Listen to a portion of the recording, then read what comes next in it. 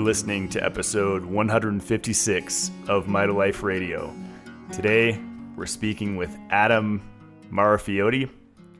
I know we're a few days late here. It's the first time since I've started this podcast that I've gotten behind. A lot of things have been changing in my life, shifting around unexpectedly. I'm actually moving up to Idaho next week. So I'll be taking my trailer and 2 cats back up north from Colorado. So I hope you guys can be patient for a week while I get resettled in. The internet will be a lot better for you guys that watch my lives on Instagram or the YouTube Mitolife Academy. They won't be choppy anymore. The reception's so much better up there, even without Starlink, which is awesome because I'd prefer to not use Starlink. So aside from all those updates, this was a really awesome conversation that I had the other day with Adam of Lifeblood. So he started this company up in Canada, and he said he was inspired by my work.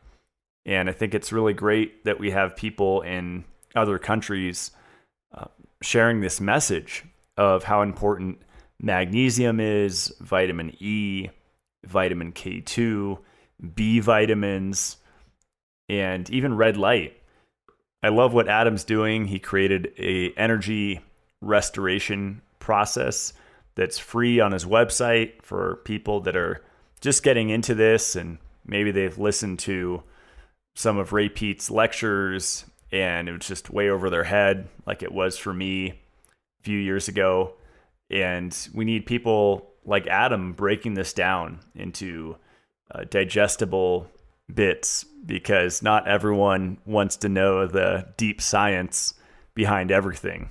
Adam and I do, and probably some of you guys listening, but most people just want to know what to do. Just break it down simply. And I think it's great that Adam is doing that through social media and his product line and his website.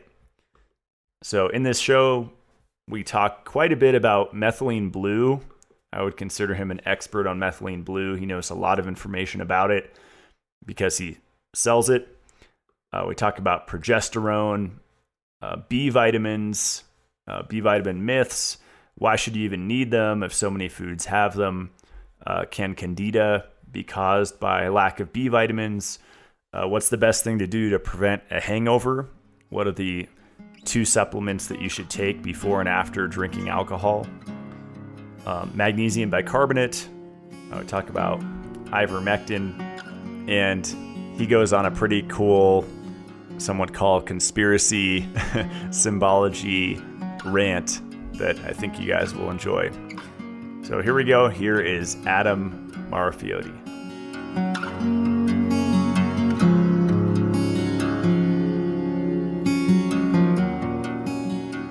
All right, we're here with Adam Marafioti. Welcome to the show.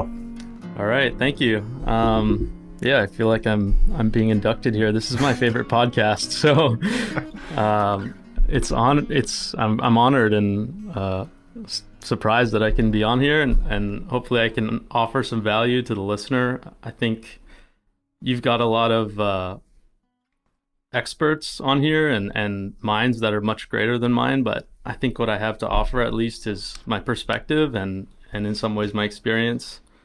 So hopefully we can go with that.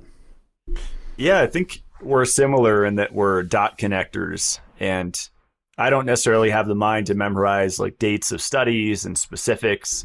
And I think some people have that kind of memory or brain. And I think we're more like experiment and kind of just make it practical for people, which I think is useful because you can get lost in the weeds, right, of studies. As I don't know if you've been, but I was with omega-3s, selling algae oil. I got stuck in those DHA studies, and I was convinced that they were essential fatty acids. And then I found Adam Bergstrom first, and then I found Ray Peat through Adam. And then it was just this rabbit hole of unlearning what I thought was reality, kind of like a religion, like we were talking about before the show started with Convid. Yeah, exactly. And you can kind of find anything you want in a study, but then you can go down all those sort of rabbit holes where you're looking at studies, and then you can go take it to the next layer and then start critiquing the studies. And you can look at the methods and the measurements, and you can critique all that stuff, and it can kind of be never ending. I listen to Dr. Cowan a lot, and he does a great job of critiquing scientific methods versus just looking at studies and interpreting, the surface level, let's say, data or conclusions that they're making. And from there, you can kind of evaluate, are these conclusions even accurate, or are they starting on a foundation of, let's say, health or biology that is even accurate in the starting place. So he does a great job of critiquing things in a way that most people don't, even in the metabolic community and stuff. So yeah, I've been a huge fan of his for the past few years. Yeah, he's really great. And I think people discount anecdotes, right? Like anecdotal evidence, like people's experience. Like, for example, I had a dry cough because I've been around a lot of people flying, and I just had a dry cough like every couple minutes for like a week. And it was annoying. Didn't have loss of taste or smell, didn't have a fever. That was the only thing I was experiencing. And I was thinking, oh, maybe it's just the low humidity here, in Colorado where I'm currently at. And just as an experiment, I grabbed your tincture of the methylene blue, and I'm like, let's try this out, because I read Mark Sloan's book, The Ultimate Guide to Methylene Blue, and 1 milligram per kilogram body weight. And people are all afraid to take over 5-10 milligrams, and I just did 3 full droppers in a shot and just downed it, and literally the cough was gone within 30 minutes, and I didn't cough once the rest of the entire day. It's kind of back today a little bit, but I was shocked. I was like, well, maybe I did have this Convid thing. Maybe it's psychosomatic. I don't know. It seems like there's a psyop operation going on, but it definitely helped with something. So yeah, that's amazing. And this kind of goes back to the research thing, is like, there could be X many causes and X many solutions, and it almost doesn't even matter which is which. What one person thinks is the cause of an illness could be completely wrong, but the solution still works. And it may even work for a different purpose that they don't know. So for instance, for the methylene blue thing, could it be that it's antiviral, or could it be that it's restoring the cytochrome C oxidase and the electron transfer in all your mitochondria, and so your body just starts basically functioning on all cylinders again. So that's an interesting point. And yeah, like with the cough, who knows, maybe it could be EMF, it could be psychosomatic. There's so many possibilities, right? But I think it's important that we figure out solutions as opposed to focusing on the cause.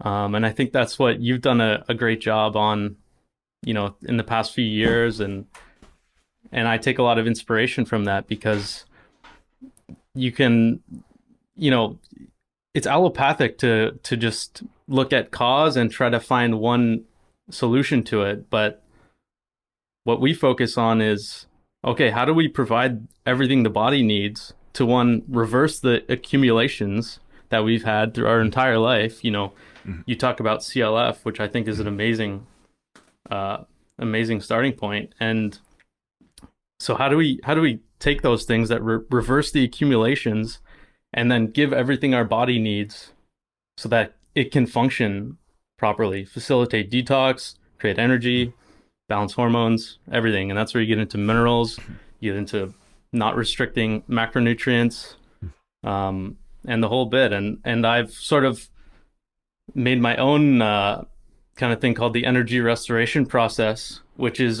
more of a shotgun kind of approach. It's all encompassing, and it's like a kind of a beginner's guide to metabolism, holistic health, light water, magnetism. It's gives people a guide, sort of a starting point of different things that they can add and take away into their life. And I think using that and adding this, like, having the CLF protocol, you can kind of solve anything, and you don't have to worry about what's causing it. I mean, you can figure that out along the way, but starting with the solutions is number one. Yeah, I'm looking at the energy restoration process page. That's super straightforward and it's just laid out pretty easily there. And it's funny, the stuff that we share is so counter. It's like the exact opposite of what most like influencers are preaching, right? They're like, high fat diet, fast, take a lot of PUFAs, take ascorbic acid. It's like, yeah, avoid sugar, take zinc, like D3, all these things that, and what you said before is like you kind of alluded to us as dot connectors, which I think is important because it's hard to be like a super expert at something and also be someone that can distill and discern truth and sort of bring up the entire picture of everything together. So you've done a great job with having all these guests on Mitolife Radio, like from Morley to Georgie to Adam to all these different people. Adam Bergstrom, not me. But you take from experts and then you have to distill and discern the truth, because there's so much going on there, and even the experts usually know one thing and one thing well, but they don't have the entire picture. That's a really good point. Yeah, lately I've caused a stir with my eating soaked nuts and seeds, thanks to Adam, because I was like, I'll try it out. And it's not like nut butters or milks or handfuls. It's just moderation. And people have been asking me, aren't omega-6s still bad? And according to Adam Bergstrom, they're not nearly as bad as omega-3s, which is the reverse of what they tell us, right? Yeah, I always like to bring that up too, because it's pretty simple once you just look at the chemical composition of them. I mean, you have less double bonds, and it's that easy, right? Omega-3s are obviously the more unstable, the worst offenders. And you have all these Saladinos and all the carnivores and whatever saying like seed oil, seed oil, seed oil, which is great to some extent, but they need to also be saying omega-3s are poison too. And you've always had the guts to call a spade, and I think that's really important too. Is most people are just afraid to make like big statements, controversial statements. Even people that know, like even people that are good researchers, that are smart, intelligent, put two and two together. But even those people can fall short because they're just scared to say, hey guys, omega-3 is poison and you're taking it, People don't want to be the bearer of bad news. And I get it, but you have to do it. And sometimes people don't like you, but at the end of the day, you're doing what's right. Yeah, absolutely. And I think the vitamin D thing, or D3, that's like the next level. I think that triggers like 10 times the amount of people as the omega-3 thing. Honestly, it does, because everyone takes D3. The public has, I think, been programmed in a very strong way about D3. It's sunlight has been reduced to it. Sunlight is vitamin D for these people, and yeah, that's for the general public. And then of course there's the alt and general health community that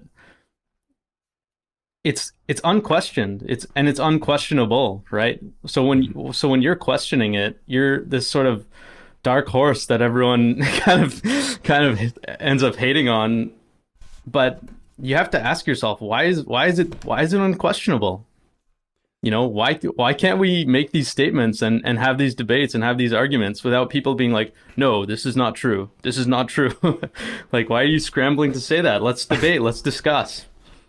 Yeah. There's something that went down with Jim Stevenson Jr. with the metabolic community and just some, I don't know, emotional misunderstanding, communication stuff. And I was really bummed because he's way more articulate. Like, I would pay $1,000 or more to see him and Georgie, just talk, not debate, just talk for an hour.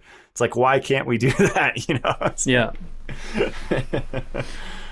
So yeah, I agree. I mean, he's clearly extremely well versed in the topic. I mean, I would say more, whatever.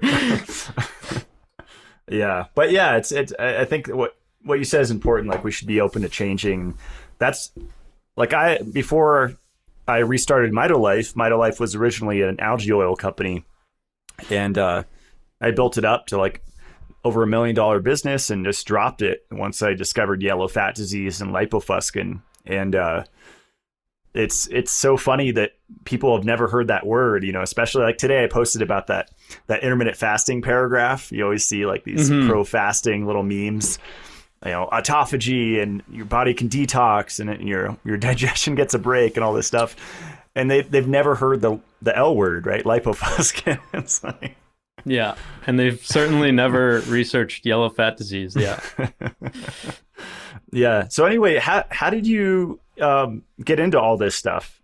Like, I started with like green juicing like 11 years ago. Yeah, that's funny enough. That's how I started too, probably 6 years ago. And it started all with basically I stumbled on a Life Regenerator video on YouTube, Dan McDonald. Same exact story. And he's so inspiring though. And, I still love him to this day, although I don't agree with all of his dietary protocols.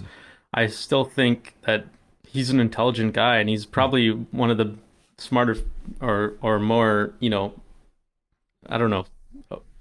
Yeah, he's one of the more intelligent fruitarians out there, I think. And he inspired me just to take control of my health. And it was a concept I wasn't extremely versed in before that. And, I bought a juicer, watched all his videos, and the rest was history. Yeah, he was like the first motivational speaker that I actually was touched by just listening to him. Like you said, it was like, oh, wow, I didn't know that I, had this level of self-love I could attain, of like self-care and like. Yeah, and that you can control your entire being with the way that you treat yourself and what you put in, and it's exactly what you get out. Yeah, that's awesome. And so when did you discover like Ray Peat and all this whole subject of metabolic health? And I think a few years ago, and I think you definitely helped me get onto them. I can't remember if I found you or Danny Roddy first, but yeah, definitely in some way you definitely helped me get onto the metabolic thing. And what I love about the Ray Peat in general is that he doesn't wish to tell you anything. His entire goal is to inform you. His entire goal is to give you the tools of knowledge so that you can now live your own life, make decisions, and do what fits best for you. Although he does have not guidelines, but he has his recommendations. But in no way is he authoritarian. And I think where the Ray Peat community kind of falters is they take his word for something more than what it is, meaning like, I don't think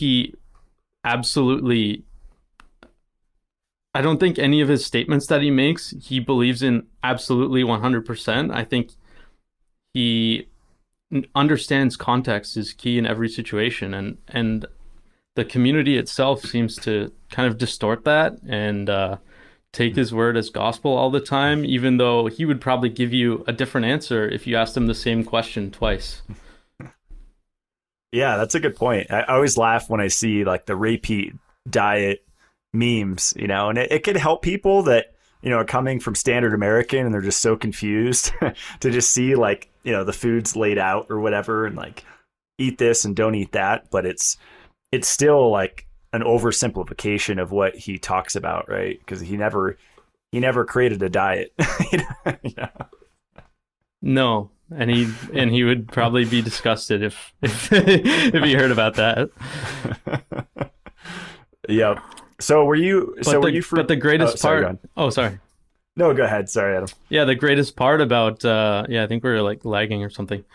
The greatest part about being a part of the Ray Peat community, or at least following his work, is that you end up learning physiology, you end up learning mechanistically how things work a little bit better in the body, and then you can start to discern other things from there, and that's how we get to put the pieces together, even with things that maybe don't agree with him. Like, I think understanding the work of Ray Peat helps you understand Jim Stevenson better. And so, and it helps you understand Morley better, and it helps you understand everything else better, so that you can now basically, grow your own wings and kind of fly. And that's the beauty of it. And I think that's what I'm trying to do as well, is give people, and that's what you do, just so much free information that people can learn from and apply to their own life, their own situation, non-authoritarian,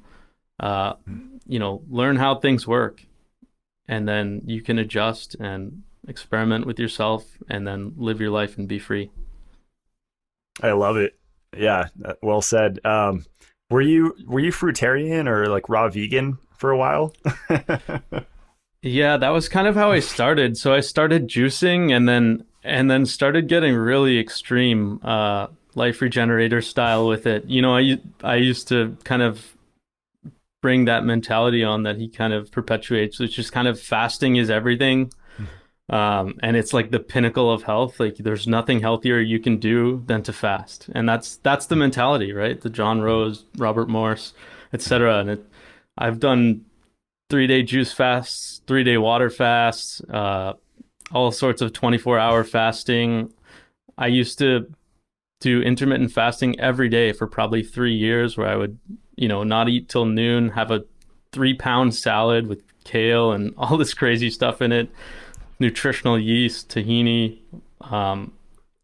tons of vegetables, and then just drink green juice for the rest of the day, basically.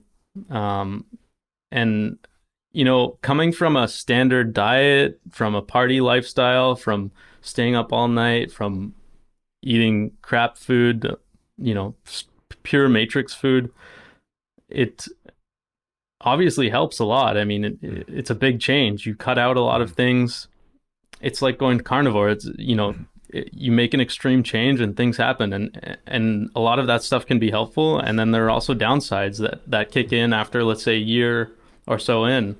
And eventually I became a twig. I was obviously hypothyroid. I think I was like 115 pounds at one point, and I was cold all the time, freezing, and I didn't get it. I just thought, oh, that's just how I am, and obviously that's not true. Hormones changed and everything became more girly. And then I don't know, I must have seen you or someone eat a steak one day, and I was like, I gotta just try that. and the rest was history. And then I sort of moved from there right into the metabolic stuff. Yeah, the cold hands and feet is never fun, especially if you're a guy, man or a woman. But the feeling of being in the snow, like I remember being in Idaho shoveling snow with my shirt off and feeling really warm. Maybe it's because I was doing physical labor, but I think if I was a raw vegan doing that same thing, I wouldn't have felt like a furnace, shoveling snow outside with my shirt off. So it's a good feeling. You feel awesome when your metabolism's rocking like that. But I remember feeling blissful though when I was raw vegan. Sorry. I think there's a small delay. You know what? I did share the same experience. Yeah, there is maybe more of a blissfulness to it, but it probably has, there's probably some sort of an airhead type, it's like type blissfulness that comes along with it. but that's okay, you know. And back to the nuts thing, like you'll never see Dan McDonald touch an almond that hasn't been soaked and sprouted. So even the nuts thing is contextual, and he kind of gets it there. And you know, he's never eating nut butters and stuff. His like 50% of his diet is coconut, saturated fat, and I think that helps a lot. And you know, you can't go fruitarian in New York City, but maybe if you're in Hawaii and you're eating 50% of your diet is coconut, it's easier. I wouldn't say it's ideal, but definitely easier. Yeah. It's funny because everyone thinks, like, every day I see a new carnivore, you know, influencer account pop up, and everyone thinks that's like the holy grail of health, you know, to heal everything. And controversial question for you. Do you think Dan McDonald's way is healthier than like a Sean Baker carnivore diet? If you're in Hawaii? Yes, I do actually. Yeah. Yeah, I actually do. And that has to come down to the understanding of carbohydrate, which, you know, thanks to Ray, we know very well. And you need carbohydrate to basically blunt a huge endocrine response, which is the stress response. And when you're making energy from protein and fat, you have this entire stress response with cortisol and adrenaline, and you get estrogen rise and glucagon. So yeah, I think eating fruit all day and fruit juice is a much better way, and you can spare a lot of protein that way as well. Yeah, so I think that's a lot more protective than just going protein only. And I think there's a lot of crossover benefits. So like, even though they seem so opposite, fruitarian and carnivore, they're actually more similar than people think, because you have these crossover benefits of removing like so many dietary allergens, like starch, which a lot of people are, you know, do massive hybridized wheat in their, like tons of it in their diet. So there's a huge endotoxin component that goes down, I think, with both diets, and that can be helpful. And you're removing basically every irritant, you know. Yeah, like on your energy restoration process page, you have high fat, what is it? To limit a very high fat diet, because you say too much fat of any kind blocks the proper metabolism of carbohydrates and inhibits thyroid function. That's going to trigger a lot of paleo people. Yeah, it does for sure, because and even if they're eating high protein, they'll also eat high fat and just think it's okay, when there's sort of no mechanistic foundation there. They're just kind of like, well, fat's great, so just load up on it. But what they don't get is that even any high fat meal, whether it's saturated or not, produces an endotoxin response. So it doesn't matter if you're eating saturated fat or unsaturated fat. When you're eating it in too high amounts, you're causing an endotoxin response. And then when you're eating carbohydrate, which you should be, because you don't want to stress your entire body out, then when you have the high fat and the high carbohydrate, then it's the Randall cycle, right? Where the carbohydrate and the fat compete at the cell level for to be used as energy. Yeah, it's interesting.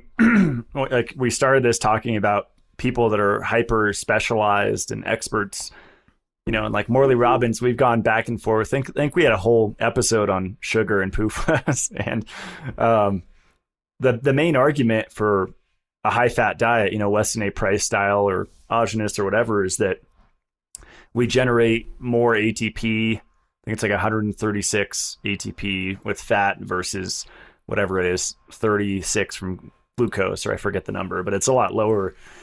But they're not taking into account all these other things that you mentioned: endotoxin, estrogen increase, just the effect that has on the thymus. It's like, it just goes on, right? Like, there's a lot more things to consider than just like ATP numbers. Yeah, exactly. Like they can be so expert in one area and then completely reductionistic in the next. And that's why it helps to kind of have us where we're not like massive experts at everything, but we understand enough to know and take pieces from each and every one of these experts and kind of distill it and discern what makes the most sense. And then you have the calling a spade aspect where we can be like, no, this is wrong. Like this is, D3 is trash. Omega-3, trash. Ascorbic acid, trash. Throw it out. Just tough love, right? Yeah. Well, I can't wait for this summer because I'm finally putting up the geodesic growing dome where you can grow, food year round in the snow. And I don't know why I keep moving to the mountains, the snowy areas. I guess I just feel safer and like I enjoy the snow, But it's not really conducive for eating fruit, unless you go all out like this. Yeah, that's great. I've watched videos of people like growing oranges and lemons and stuff in Idaho, so I hope you have success there. Yeah, and, it's going to be a trial God and error. bless you because, yeah, God bless you because I'm going to the tropics, man. Yeah, it's probably a lot less work, but I feel like if stuff went down, it'd be harder for people to get to me in the snow versus, everyone flocks to warmer areas. Yeah, you'd be in a much better spot. Probably pretty important in like 8 years from now or something. Yeah, I was in the sauna yesterday. I was listening to Adam Bergstrom because he has like countless hours of interviews with like Patrick Timpone, and Adam was saying, in Montecito where he lives, that's like the New World Order capital. Like all the NWO elites live there. Mm-hmm. And they said he feels safe because all the stores are always stocked. Like he's like, with the food shortage that's coming, he's like, I'll be last to like run out of food because all the elite are there. They're not going to starve themselves. Yeah, I actually heard him say that. I was just in Mexico actually, and I was on the West Coast, and apparently there's a huge highway going up there, like behind the main road, and apparently it's all Bill Gates funded, and he has like 30 minutes away from the town that I was in. He has this like huge Microsoft resort kind of thing that he does retreats at or like sends people to. So it's kind of it could be the same scenario there. Like maybe they're gonna pause the 5G rollout there, and the food supply will be kind of stable for a bit longer. Yeah, so I'm thinking of going back there. Interesting. Yeah, it's a lot of work to produce your own food, but I think that is the way. Obviously it takes an initial startup investment, but like goats, chickens, bees, and a growing dome, that's kind of like my 4 main priorities right there. Yeah. They're obviously telling us in so many ways that's the way you're gonna have to be, unless you want bugs for breakfast. Greta, what's it, Thunberg or whatever? Greta. Mm-hmm. Yeah. You know what's funny actually, with the Greta Thunberg is, and all these sort of world stage characters is you have Greta Thunberg and Kyle Rittenhouse, and they're kind of both of these characters right now that are kind of exist to polarize the other side of the political spectrum, and they're both born on January 3rd, 2003. They both have the exact same birth date. Wow, think they're artificial intelligence? Yeah, I think these are just sort of like fictional characters, basically. And so much of what's going on right now, I believe, is this kind of fabricated script that if you're paying enough attention, you can kind of see what's going on, and you can kind of see the fakery and the way that it's scripted. I think we kind of have the installment of a new religion, and it much precedes anything physical going on. I see it as like a spiritual thing, a more religious thing, and it's symbolized by the new crown or the novel corona, right? So we have this new crown, and it's a replacement of God with everything that worships man and material, right? So anything that causes illness has to be a physical spec. It can't be anything that's non-physical.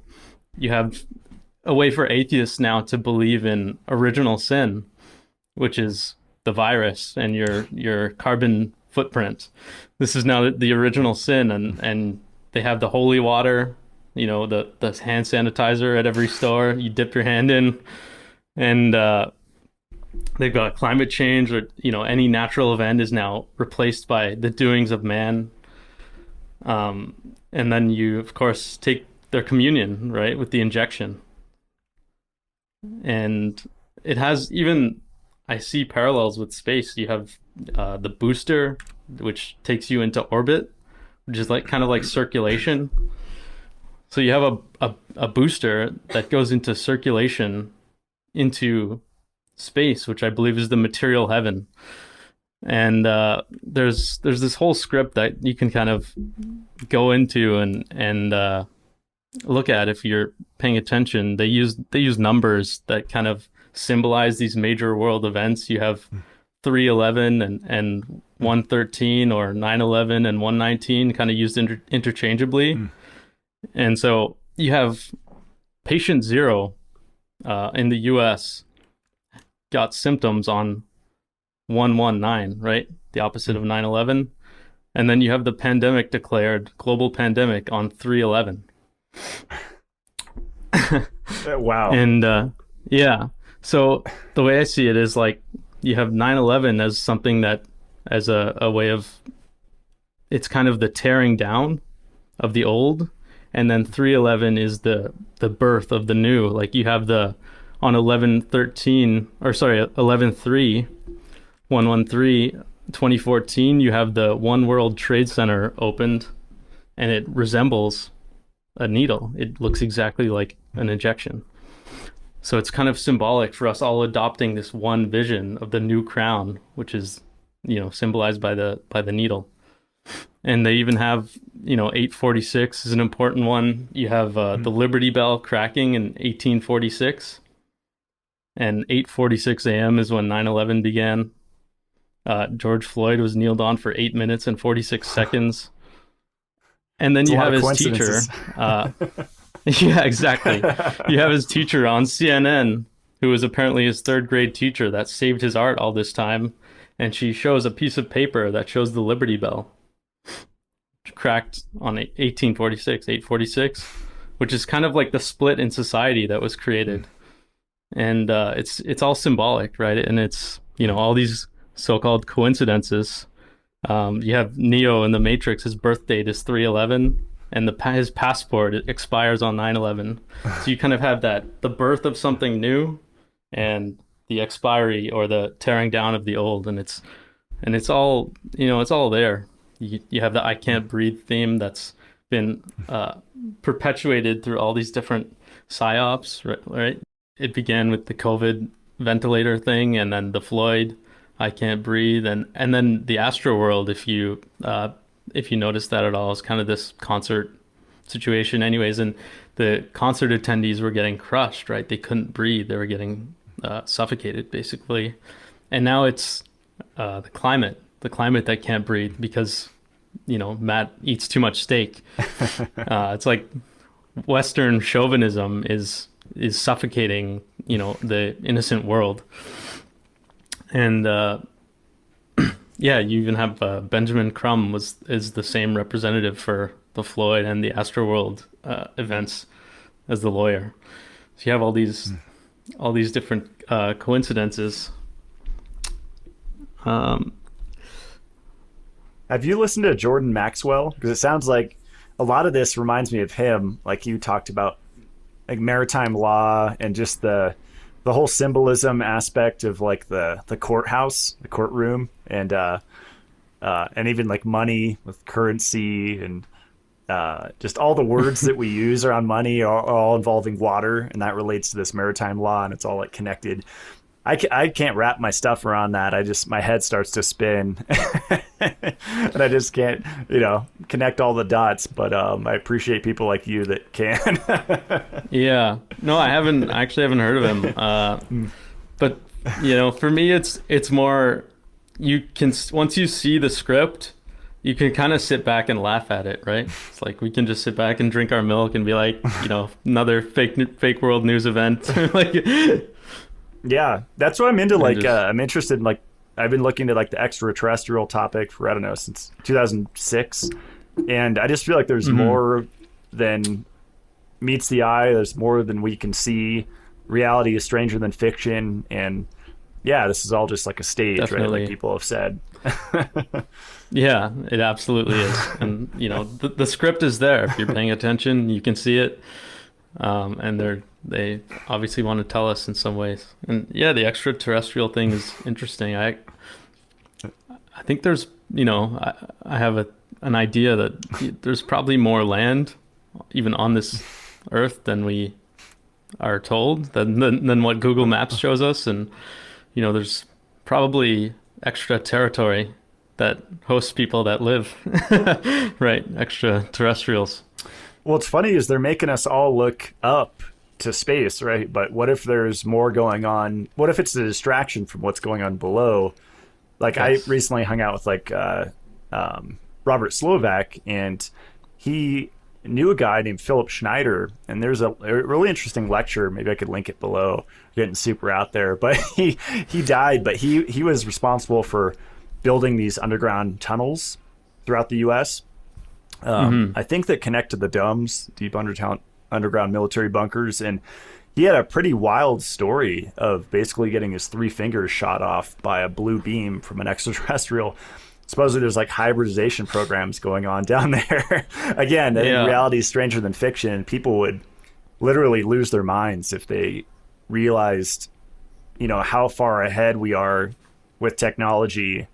And we're living in the Stone Ages, technically, with what they're playing with, the toys that they have right down there. Yeah. I think there's so much to be explored here that I think of space as kind of a psyop, and definitely taking our eyes off of more stuff that we could be looking at here.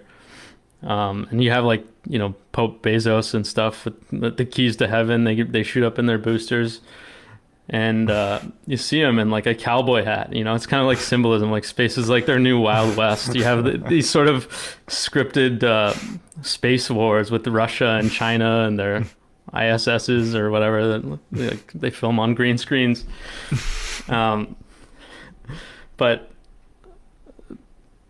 there was actually it was called a celestial immunity mission, and it was where they were testing the efficacy of vaccines in space, whatever that means. I have no clue what they meant by that, but while they were supposedly up there, the story goes, the ISS got hit in the arm with space junk.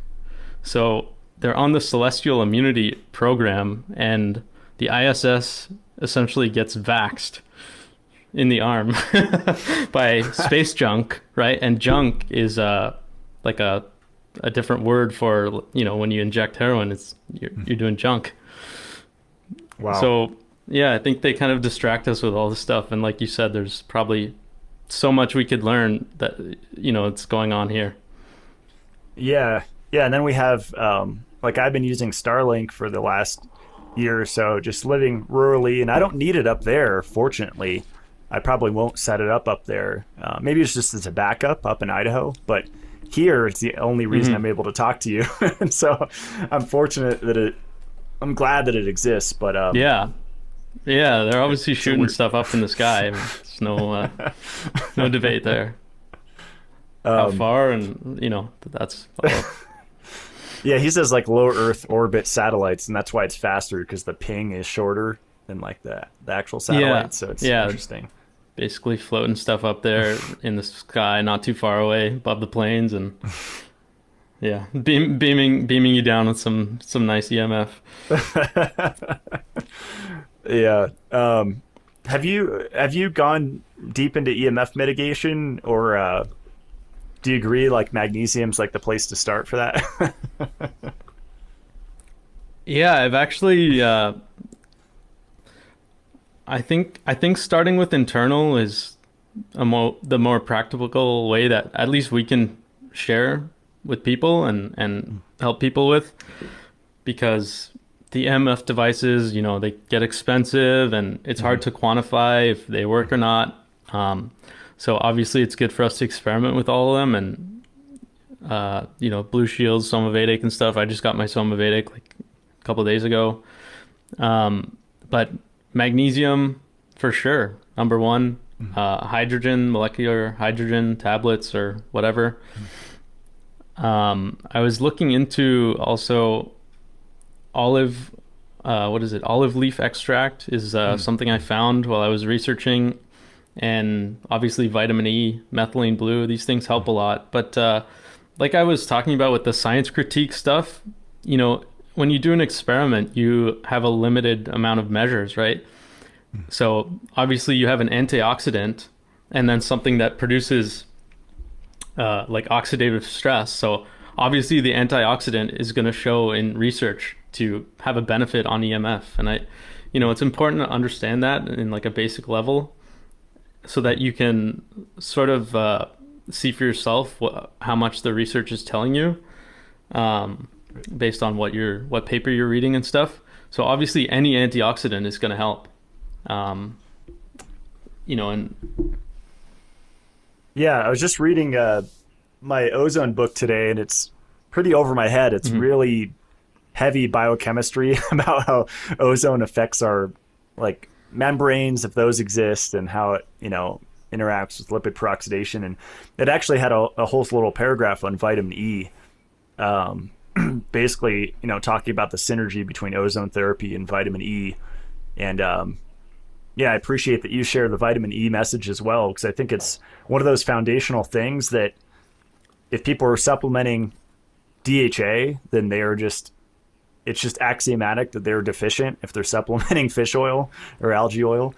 And a lot of people did that for years. I know a lot of raw vegans, I can do this because I have my algae oil or whatever. It's like, no, you're actually aging rapidly. Yeah, exactly. That's fire in a bottle. Yeah, do you want to jump into some of these questions? Because we have a ton, and okay, we can kind of jump around. So my account's been shadow banned for like, I think 6 months. Like I couldn't go live for like 3 or 4 months. I think because I took a picture of your product. I mean, they literally treat methylene blue like it's an illicit substance, like it's like an illegal drug. And I think that's a tip off that it actually works. That's an indication that this thing is actually a threat to their system. Because ever since this started a couple years ago, I'm sure you were the same. Like everyone's messaging me, Matt, I got Convid, what do I do? It's like, it's so easy to just, say methylene blue, that's my answer, 90% of the time. Yeah, exactly. People they want solutions. They want, a medicine, they want it fast, and it does work. And yeah, I've been trying to, I can't mention you at all. I've been trying to mention you a couple times in my stories and stuff. It doesn't work. And it's just crazy, my product, as you know, was just taken off by Shopify, and they didn't provide any reason, any recourse. They just pulled it off my website, and they were like, nope, you can't put it back. And then 3 days later, Facebook and Instagram restricted my account, my business account, and banned me. They took off all my paid ads, and they completely banned me from doing any sponsored posts. And I actually didn't even have any running about methylene blue. I just had other posts running like vitamin E or whatever. Yeah. So and that's still running too. And so they kind of had this sting operation on me with like, and I wasn't even making any bold claims. I might have had like a study or two just posted on my page with no claim made by myself. Wow. Have you got kicked off PayPal yet? Because I don't know if I've said this on my podcast, but they stole $60,000 of my money that I made from Mitolife from hardworking, and then they wiped the account, wiped the records I ever made it, and then banned me for life from PayPal. It's like, wow. Man, that's insane. Yeah, that would drive me nuts. And again, you probably have very little recourse you can take. Luckily, I haven't been banned by them yet, but I'm sure I will be. And I took all my money out of there, though, because I saw that happen to you. And I'm like, I should just stop using them. But so many people use it to pay. But we should all just kind of boycott them because they're globalist scum. Right. Yeah. And then we have Bitcoin, which I don't know if we want to go down that rabbit hole. I'm not into it personally. But I'm more into like guns, ammo, and food. I think that's better value than a digital currency. But yeah, I agree. I don't know much about it. I've got a little bit, but I have zero opinion on it. I imagine that there will be a centralized digital currency that's tied to your health passport and whatever in the years to come. So that's all I got on there. Little barcode on your wrist. Yeah, exactly. For safety. Yeah, so it's funny. Someone asked about ivermectin.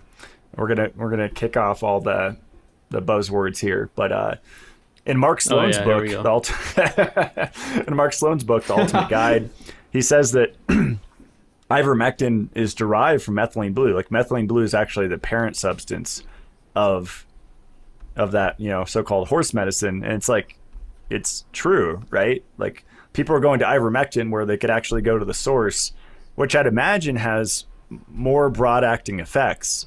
Like in the book, he talks about how it regulates nitric oxide if you have too much, how it regulates serotonin if you have too much. I doubt ivermectin does either of those, right? It's just like a one-trick pony, pun intended. Whereas methylene blue, it's like a broad thing. It's doing so much in your body. Ivermectin's not affecting your copper enzymes, I'd imagine, right? Like methylene blue does. Yeah, I loved Morley's kind of, I don't know what his phrase, calling it copper polish for all the enzymes. And what Ray says about ivermectin, which is, he says that, basically the strong benefit that people are getting from it is mostly that it's just a super hardcore anti-inflammatory.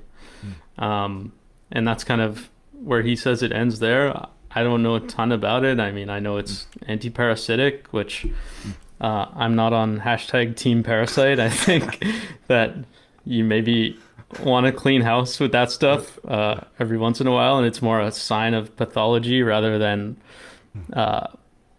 your saviors, even though they may have some sort of a role. You can also just consume them and they end up there. So there's also different types, and it's not just a one size fits all answer there, where they're all amazing or they're all bad, etc. But with methylene blue, I think that most of the benefit comes from its redox potential. So yeah, ivermectin is obviously not that. It's not a redox agent from my understanding, and from my understanding, it doesn't donate electrons. It can't substitute for oxygen in the electron transport chain, and it can't donate electrons to oxygen when cytochrome C isn't working. So I think that's where you get a lot of the benefit from methylene blue, and it reduces lactic acid, like you said, reduces nitric oxide. These are all incredibly beneficial. I don't know why Ray doesn't really like it that much, but I don't know. It's not vitamin D.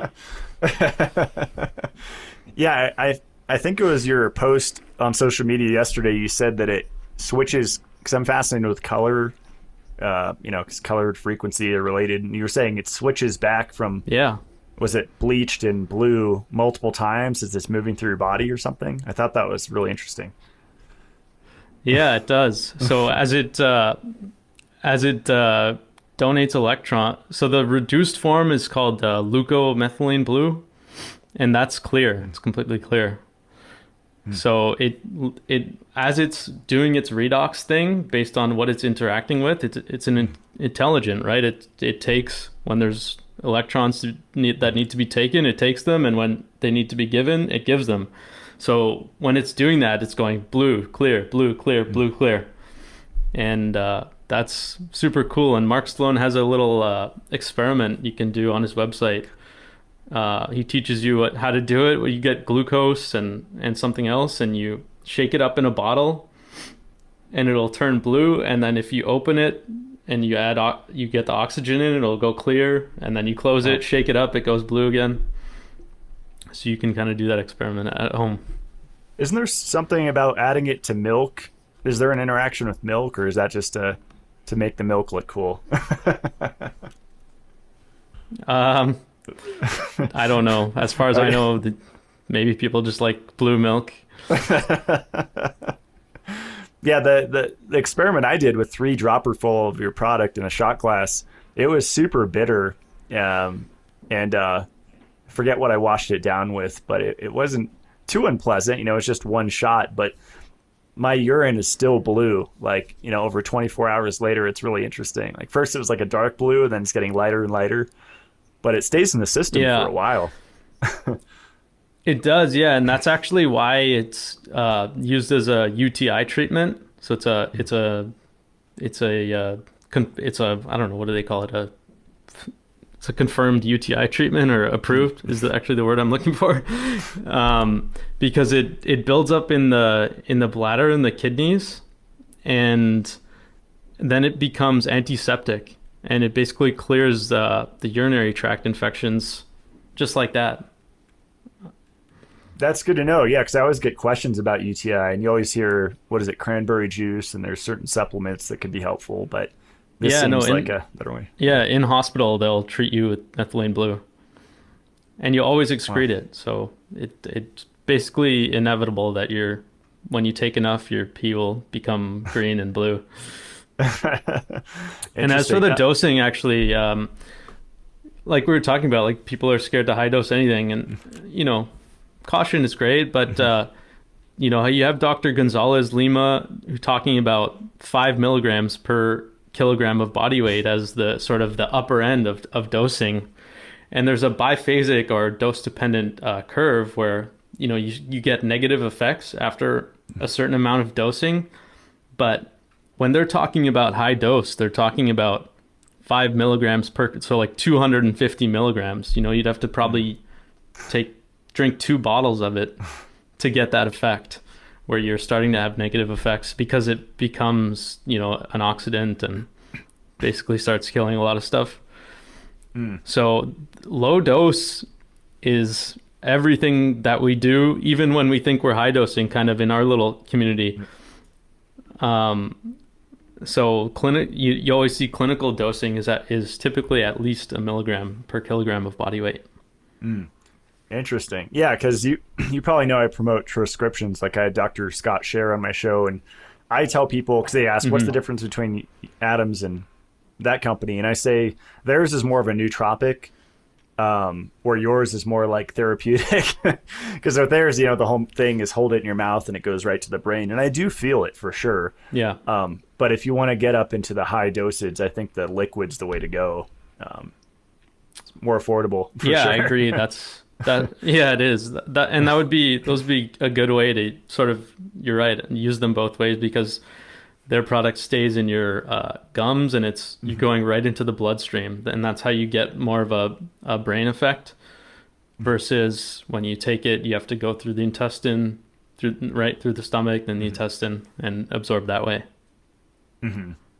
What are your thoughts on light as it interacts with it? Like I see biohackers now, I think they're in LA, like doing methylene blue IVs with there's this one doctor using red light. So he's beaming red light, I think on their blood or something, and then running methylene blue on an IV drip. There's definitely an interaction between red light and ultraviolet with methylene blue, right? Yeah. I mean, they always got to IV everything, but it's, to me, it's, I think of it similarly to like chlorophyll, the way like chlorophyll absorbs light. That's kind of the way that I relate it to methylene blue. Is it can absorb light, and you can sort of increase the effect it has, especially on the antiseptic, antibacterial kind of effect. I think you can increase that with light. Mm-hmm. Yeah, that's if someone asked me, what do I do? I have convid. I lost my taste, smell. If a cough, dry cough, whatever. It's like methylene blue and light. Get your red light panel or your Sperti light. Take a dropper. I mean, that's what I would do. It's not medical advice, but it's a really effective way to go about it. Or just take methylene blue and go in the sun, right? If you have sunlight, that's free.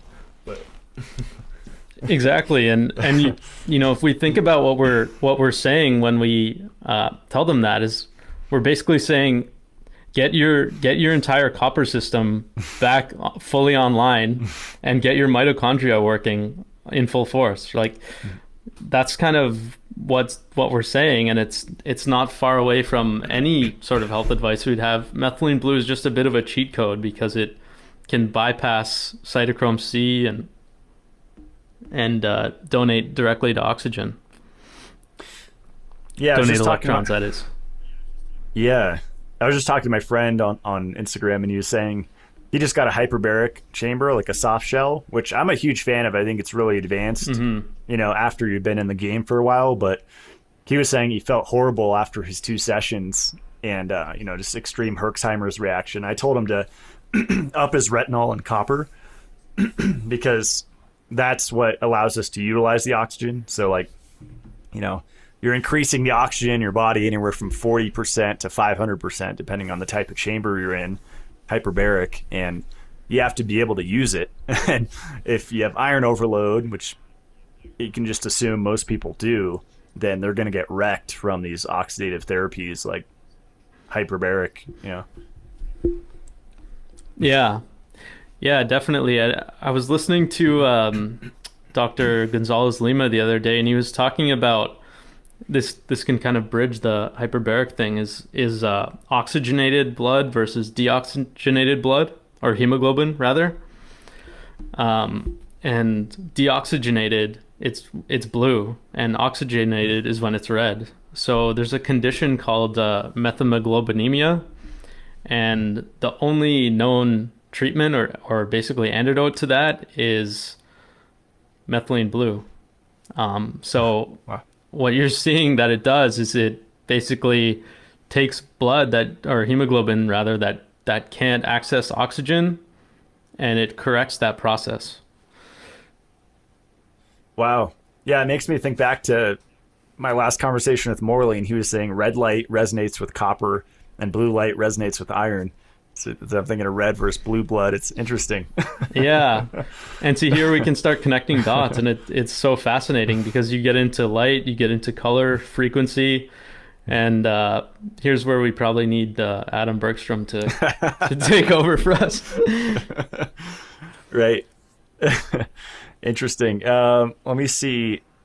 So someone asked about why you suspend your methylene blue in alcohol if alcohol reduces methylene blue.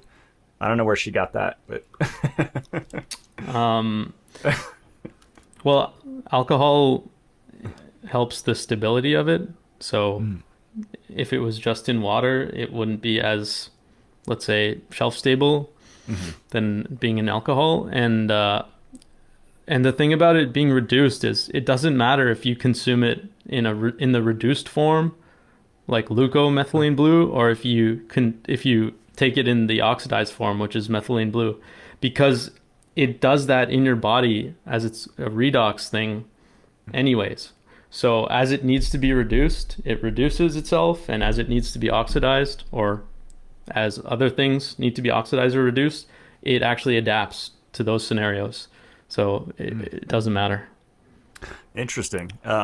we had a few like safety questions, and just from a personal perspective, I guess what you would do, mixing methylene blue and consuming alcohol, or methylene blue while breastfeeding. Your thoughts on that?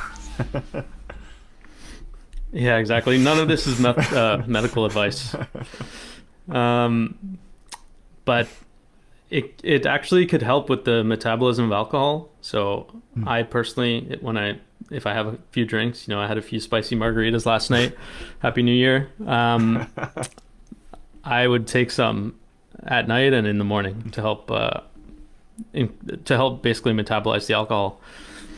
Because what you want to do is you want to increase metabolism and keep your glycogen up so that your body can deal with the alcohol better, and your liver obviously with protein and everything else. But breastfeeding, that's something that I obviously am not going to advise on, but I do know people, like friends of mine and stuff, that have taken 1 to 2 drops a day while breastfeeding.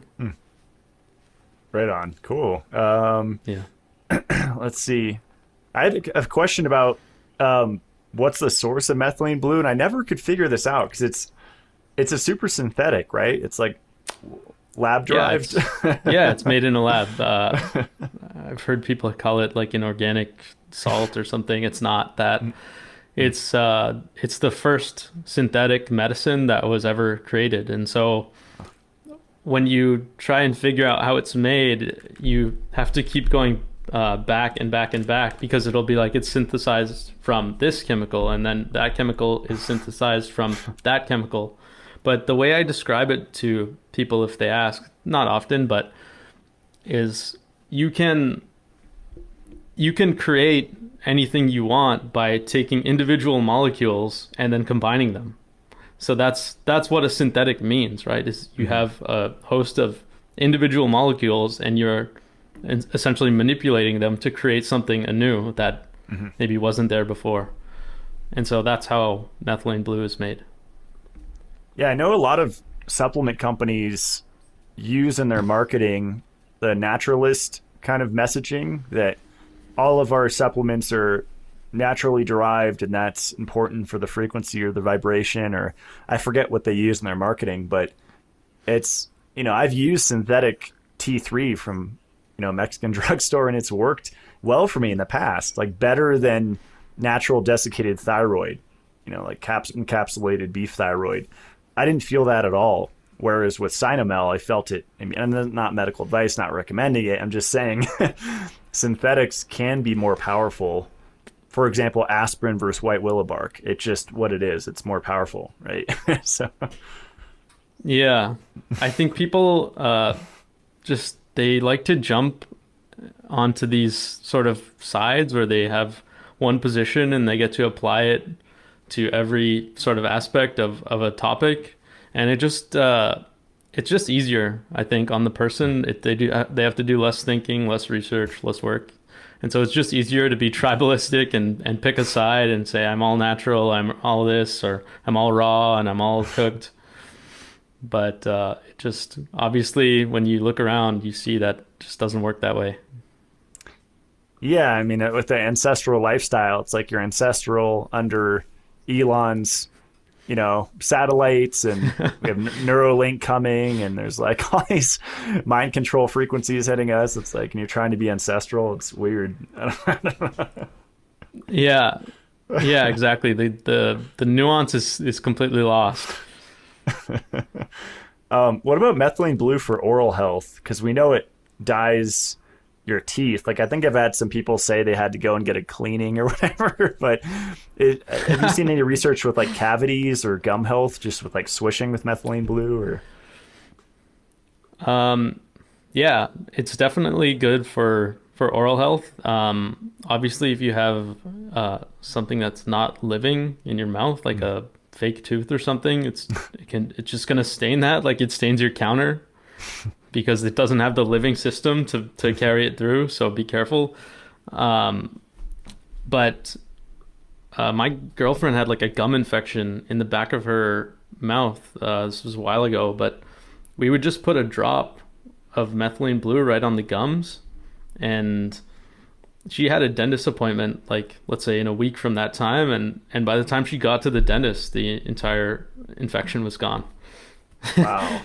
And he was just like, why is it blue back there?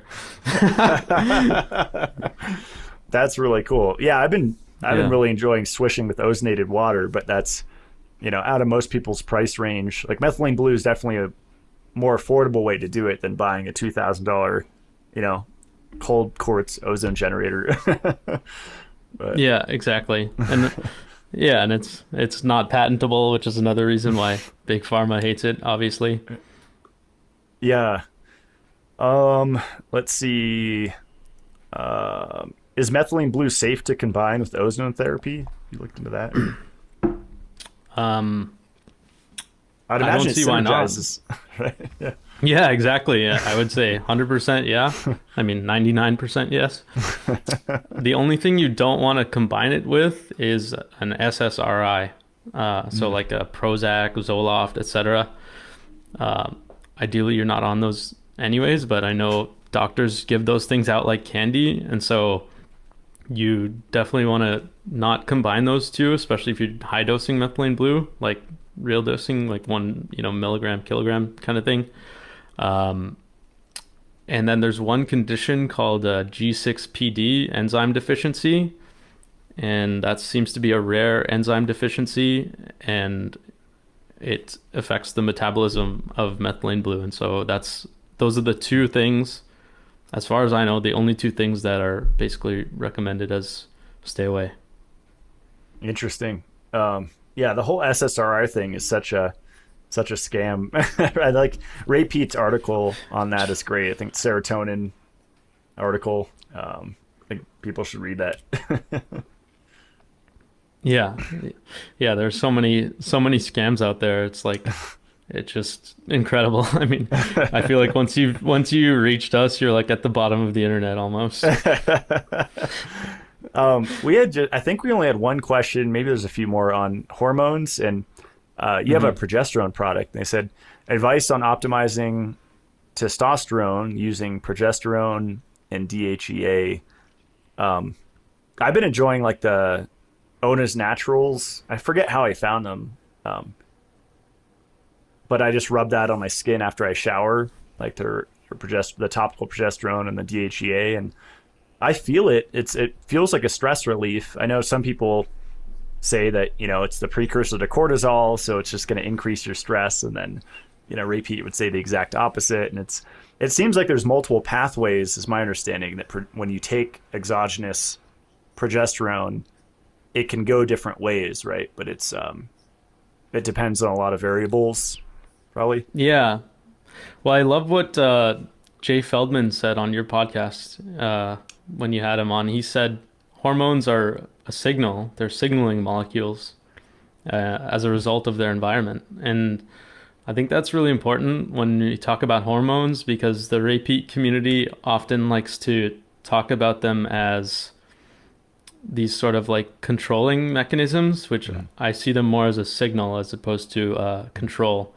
And progesterone is in itself very protective, obviously, and anti-aging. So they do have function, obviously. That's not saying they don't, but yeah, I don't think it would be my first line of offense when I'm trying to completely change my hormonal environment.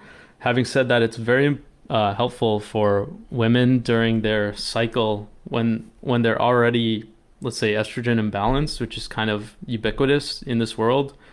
So it's a tool for women, I find, that can really help them from menstruation to ovulation in the cycle to reduce PMS symptoms.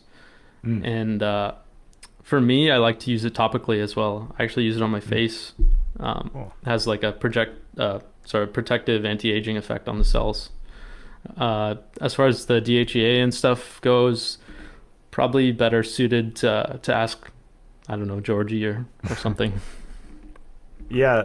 The lady I bought my Idaho house from, I remember she came over and I was giving her kind of a little health consult, and she's like, yeah, my doctor has me on estrogen. supplementation. I was like, oh no, you need to cut that out and get on progesterone. And she was telling me all these symptoms, and it was all symptoms of like estrogen toxicity or excess estrogen. Like, geez, poor woman. Yeah.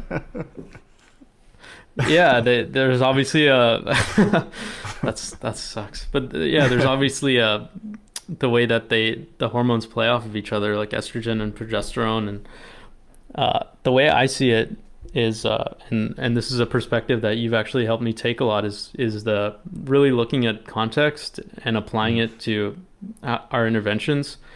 So the way I see it is there are xenoestrogens everywhere, there are phytoestrogens everywhere.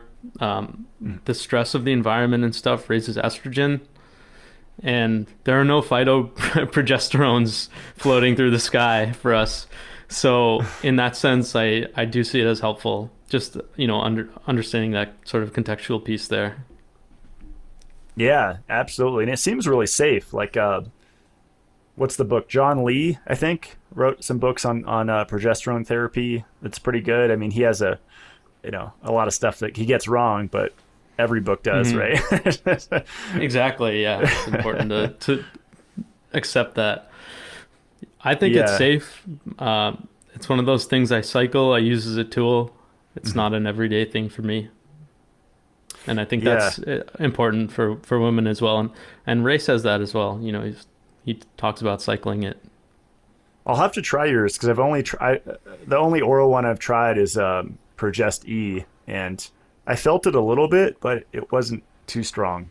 So yeah, I've tried that as well. I think mine, I don't know.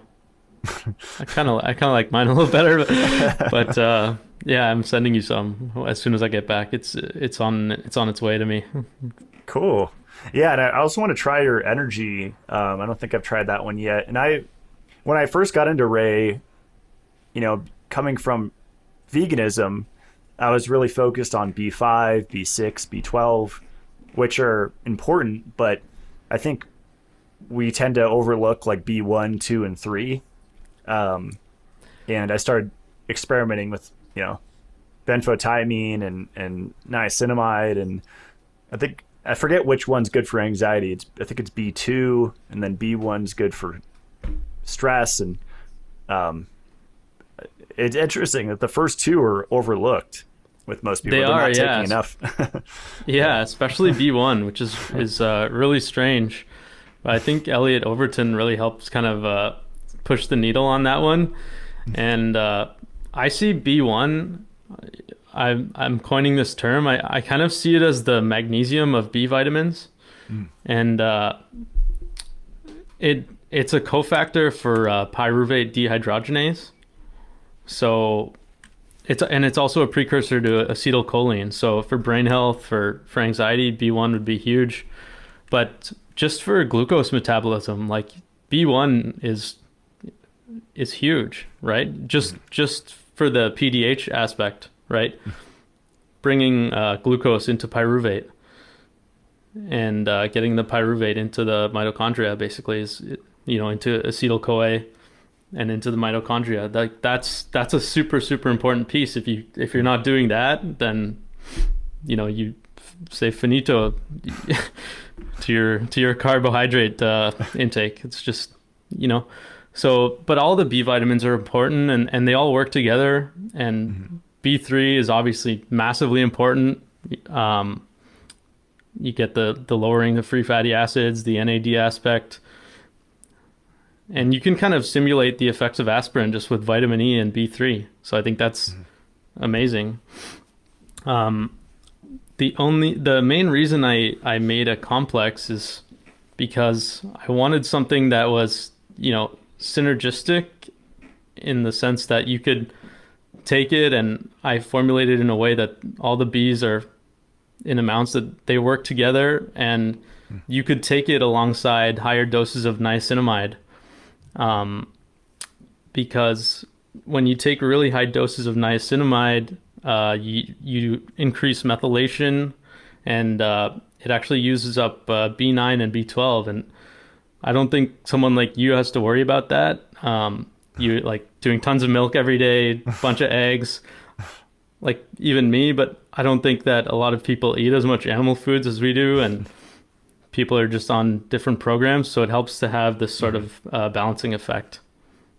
Yeah, yeah, absolutely. I took 2,000 milligrams of niacinamide before the show, and sometimes I'll take 3,000, 6 capsules, and Yeah. yeah, I'll have to try And that. you got with your milk there. You're getting, Right. way more B12 and stuff than the average person. So I think that's super helpful. And sometimes niacinamide can sort of backfire on people, and they might not know why. Yeah, I love like the increase in metabolism. I feel it every time. Just I get really warm, and that's such a good feeling coming from a cold vegan lifestyle. Yeah, exactly. Me too. And you take that and gotta have the food coming in 100%, lots of sugar, lots of maple syrup. And yeah, it feels amazing. Yeah. Let me see. I think we had some questions on the B vitamins here. Uh, let's see. Oh, best sources of B vitamins. Yeah, I mean that's kind of like a naturalist question. Like, should it come from Yeah. rice bran or something? Yeah. Maybe they're talking about food. Mhm. And that's the other thing. So the B1 is kind of more difficult to get if you're on a diet that resembles something that maybe you or I do. Uh, you can get some in milk, you can get some in organ meats, but if you're not eating like pork or something like pork chops often, which I don't, then B1 is one of the tougher ones to get, and it's super important. Yeah, I think it's concentrated in like bacon, right? For sure, I've heard that. Yeah, yeah, I think so. Maybe a case for bacon and eggs every once in a while. Right. Yeah. Let's see. Quercetin. What are your thoughts on quercetin and NAC? Kind of off topic. Um, everyone's obsessed with this like Zelenko thing recently with the quercetin, zinc, the D3, and vitamin C, ascorbic acid. I think enzymes are great in general. I don't know a ton about quercetin, to be honest. But I think enzymes are great. I mean, I love to dissolve it all. It's an amazing product. But yeah, no real thoughts. Yeah, I think quercetin is helpful against convid, and seems Yeah. relatively safe. My friend, the Arctic chaga guy, Denard, he sells a good quercetin powder. It's crazy because the bottle feels like it's empty. It's so light. Wow. But I Pretty think it's cool. from, Yeah. pretty sure it's from Russia. Yeah. Yeah, I would do enzymes. But the rest of that protocol, I would say no. And NAC, so you have to ask why. Why do you want the NAC? And a lot of people, their answer would probably be something related to glutathione. And there are so many, I think, better ways to sort of increase your glutathione, and it has nothing to do with trying to take it or trying to take something that, like B6 recycles cysteine into glutathione. So you can take B6 and you're recycling cysteine instead of actually building it up, which is an inflammatory amino acid, and you're producing more glutathione. Or you can take like, glycine, bone broth, all these things that are precursors to it, and just support your overall function. It's kind of allopathic, when you're just looking for this top down. Right. That's a good point. This is a really good question. How can you be deficient in B vitamins if so many foods have them? Is that going into like the burn rate? Like talk about magnesium burn rate and burning through copper. I think people don't think about the B vitamin burn rate, right?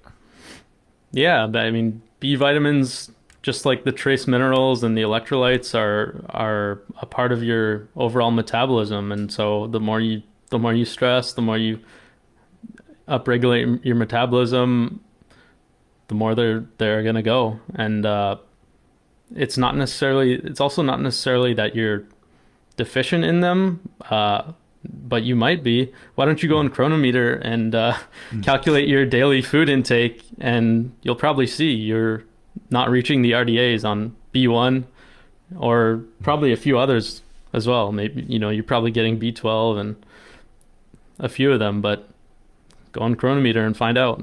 I'm not trying to tell you you're deficient. Yeah, people, they might just not be operating at the level that they could, as far as energy production and, like you mentioned, the pyruvate and the glucose metabolism. Yeah. And we had a question about Candida. Can Candida be caused by a lack of B vitamins? I'd imagine so, right? Because if you're not properly metabolizing glucose, it could be feeding that. Or yeah, I think Candida can be caused by a lot of different imbalances, like whether it's low thyroid or your iron overload.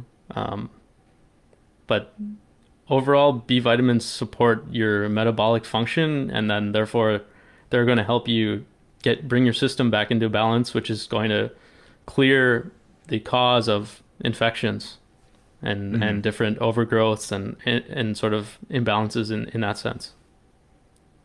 And I noticed you have like really specific forms, like it's nice to see niacinamide instead of niacin. Did you kind of study the multi B vitamin supplements out there and like specifically picked these forms for a reason? I did. I looked at all of them out there and kind of decided that there isn't one that I fully support, whether it's, they either have a bunch of filler or they have the wrong forms of this and that or whatever it is. I noticed that there wasn't one that I thought was perfect. And I also worked with my friend Kathleen, who's she's a really smart PhD student, and she knows the sort of inner workings of how the B vitamins all interact. And she helped me a lot with the formulation, with the amounts and stuff. But yeah, the forms are important, and like the B9 and B12 that I have in there are the ones that are used in the Krebs cycle. They're the methylated B9 and the adenosyl cobalamin, which is used in the Krebs cycle.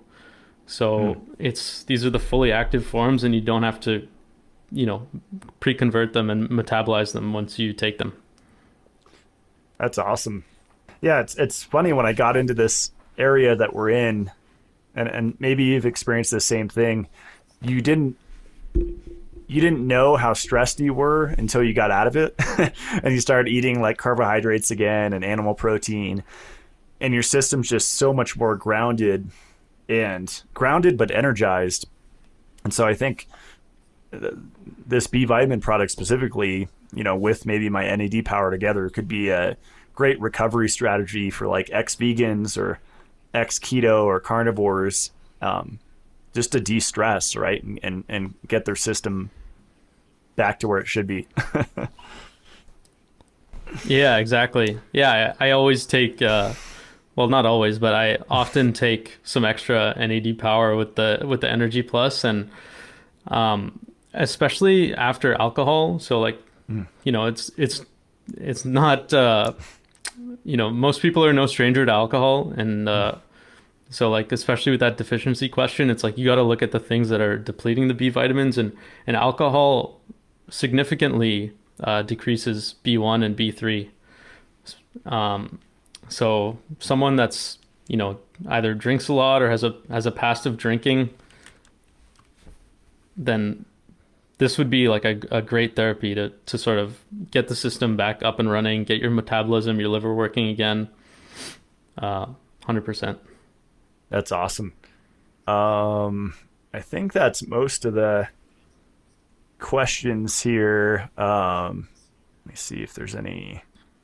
And you have a magnesium product that's really cool, which is the powder, which I'm sure people ask you every single day how to make it.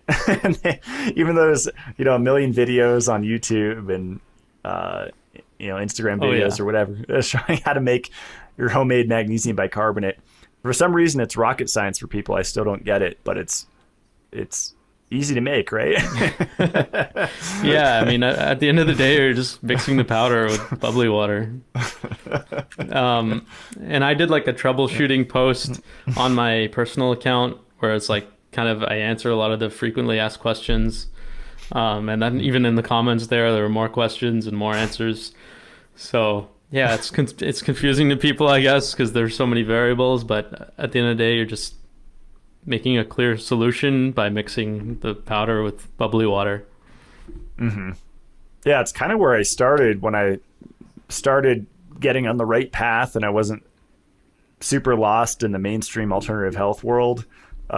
Was when I started making my magnesium bicarbonate at home. That's when my brain started to switch on. I started to get a little more logical and connected to reality, and it changed my life. And I even pour it in my cat's water fountain, and people are having dog and cat issues, and it's almost a free thing. It's pennies, right, to improve your pet's health. Just put it in their drinking water. I mean, dogs and cats need magnesium too, and they're deficient too because the food.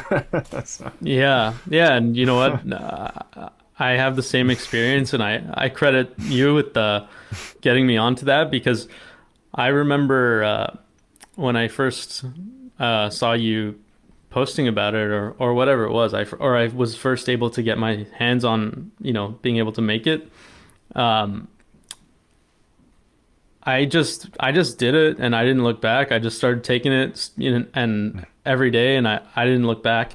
Same with Shilajit and similar pine pollen, and yeah, and I just started taking those, and then you do that every day for 6 to 8 months. You stay consistent, you stay disciplined, you keep doing the stuff, and I just remember looking back after 6 months or something of consistency with that, and I was like a completely different person after that. And like you said, like you're able to see, from a mental perspective, so much clearer, just everything, and to be able to discern truth and to see the matrix for what it is. Yeah, I remember one of my mentors, he's not anymore, on Facebook, he made a post saying, if you're financially broke, then you're still in the matrix. Like, it's like a black pill, and that really stuck with me, and it like hit me like a ton of bricks, because at the time I was renting a RV for $300 a month in a ghetto where there were literally cocaine drug deals going on right next to me at midnight. And just like, wow, that's right. Like, why am I not secure in this way? And it's just energy, right? It's money is not what people think. It's just it's a manifestation of energy. And so, yeah, I always get so lit up when people send me messages like, Matt, I've been on your protocol for a couple of years, or just implemented what you've talked about, and now I'm making more money. I'm successful. That's a byproduct of a healthy brain, right? It's not. People think it's the reverse, like they need to make a ton of money and then heal. It's like, no, it's a byproduct of a functioning brain, as you find out how to serve and how to fill a void that's there and help people, and they pay you for it, so it's exactly. Yeah, it's all about creating win-win situations, I think, and energy seems to have, there's a physical and non-physical component to it as well, and once you get that whole system running, you're able to get into the non-physical component of it so much better, I think. And there's so many ways. I think the other thing too is moving towards independence and accepting full responsibility for your health is a way towards full independence. And then once you continue down that path, inevitably you will be led to, okay, I need to start a business somehow, or create a service, or provide value to exchange value with other people. Absolutely. I keep beating the drum of PUFA free donuts. I'm like, open up a shop, I'll invest. Yeah. I was raised on donuts. PUFA free snack foods. Right. It's a whole industry. Like, let's take down the keto. And I mean, I hope this never goes mainstream, because then it always gets corrupted. But it's true. I mean, we're in a great spot right now, and I'm super grateful for this community. Everyone's so supportive, and yeah, it's a really tight knit, awesome community. I got so many messages from people that are, cheering us on and kind of happy to see us join forces here. So that was really great. Yeah, because I think there's this weird competitiveness that happens, and it's one thing if someone straight up copies someone, and there's a malicious way of doing things which you have not done to me over stuff. Yeah, that's like, but yeah, we haven't talked about, like, you have some other things like magnesium pills you just came out with, which are going to be pretty similar to mine. I think it's just a minor change. Which you'll see when it comes out. I'll keep that secret, but it's pretty close. Cool. and the vitamin K, which you have liquid form, and then you have the vitamin E liquid form. Because a lot of I know parents don't want to give their kids capsules. I get both though. Some parents prefer capsules and some prefer liquid, and so it's cool that they have the option with your products to do the liquid form if they want. Exactly. Yeah, and I'll probably eventually have both, but yeah, we're it's people like different things, and some people are in Canada and they need easier shipping and stuff from Canada, and to not get dinged on the conversion, and that's kind of what I saw going into it. But yeah, I remember I told you about my business before I even started it, and told you about my products and stuff, and you've always been super respectful. And I remember saying, it's like, I'm not gonna just show up one day with a Shilajit tablet product.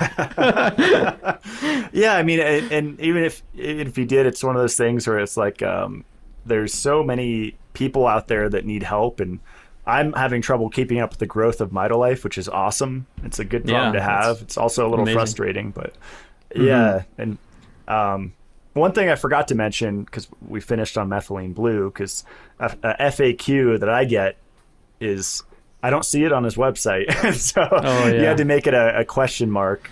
So look for the question mark on his site. And you have a funny meme there. It says, I'm afraid I just blew myself. There's got to be a better way to say that. Yeah. So took the transcriptions marketing there. No. Yeah. My friend, I actually don't even know what that's from. My friend, Caitlin from Fatskins, like a Canadian tallow based cream company. She sent me that meme. She's like, put it up on your product. I'm like, okay, whatever. I mean, it's already a bit of a joke now with the question mark, so might as well have some fun. That's funny. Yeah, so we went through all those. I really like doing the magnesium bicarbonate with the capsuled form, and I think glycinate and taurate are great. Threonate's also pretty good. It's a little hyped up, I think. It's the only patented form, like Morley said, which is really sketchy. Yeah. But it doesn't mean it's evil. It's just patented. But, and you get the added benefits of glycine and taurine, right? Which are both like two of the most therapeutic amino acids. The threonate thing, show me the blood-brain barrier. I've never seen it. Yeah, I mean, it's another amino acid bound form. It's just you shouldn't go out of your way to look for that one, I think. But yeah.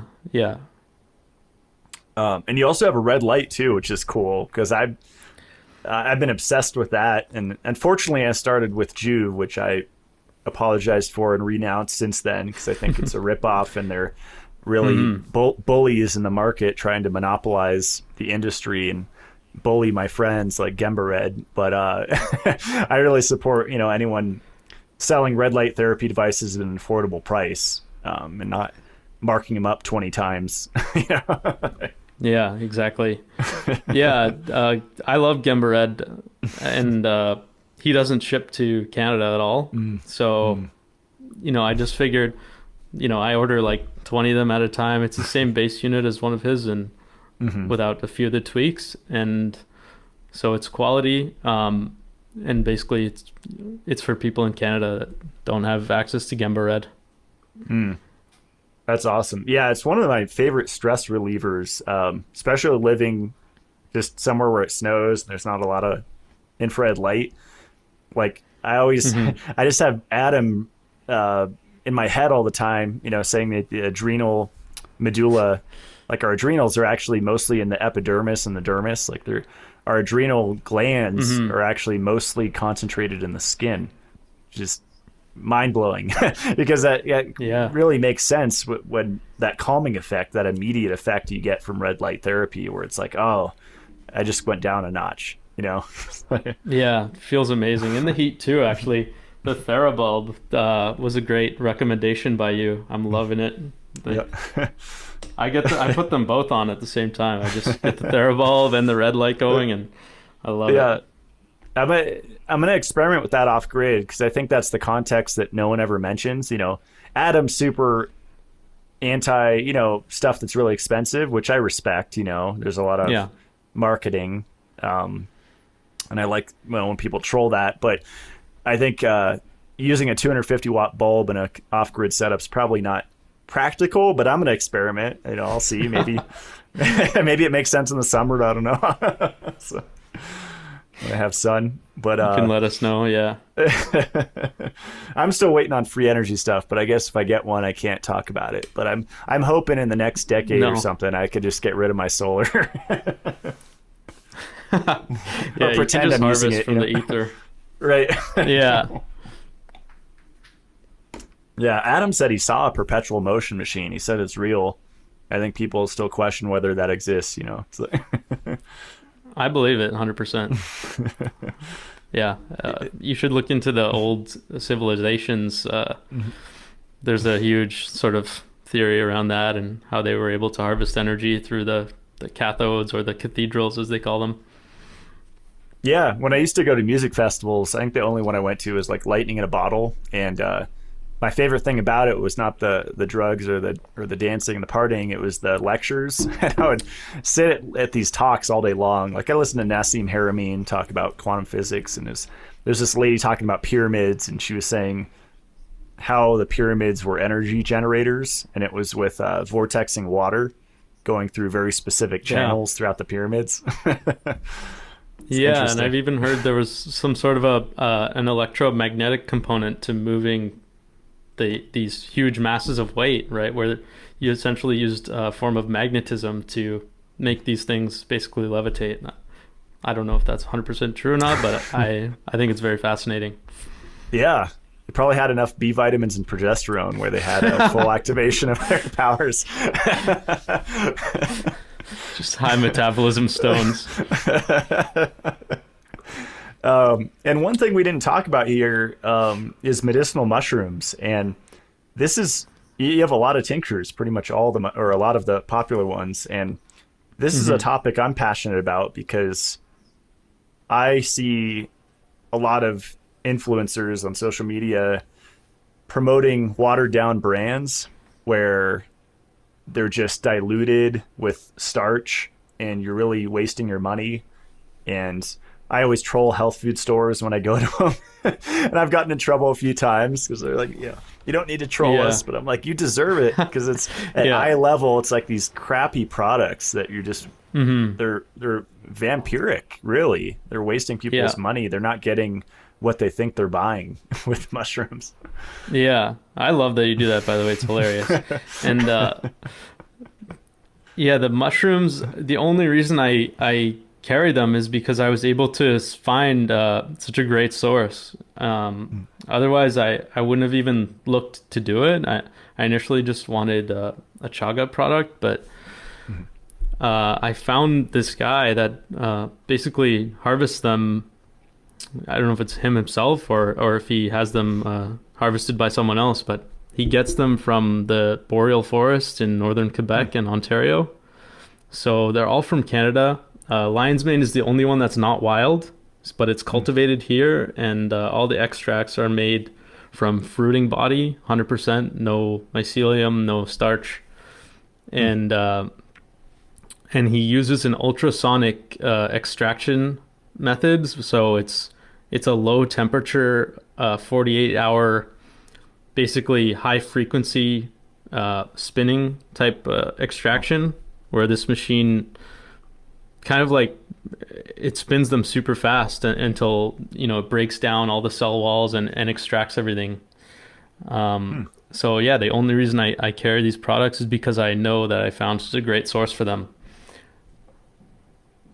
That's awesome. Yeah, I always put the lion's mane powder in my coffee. I'll have to try your tincture. That's my favorite one, you know, Hmm. because I'm a fiend for nootropics and brain focus. It's Oh just yeah. fun for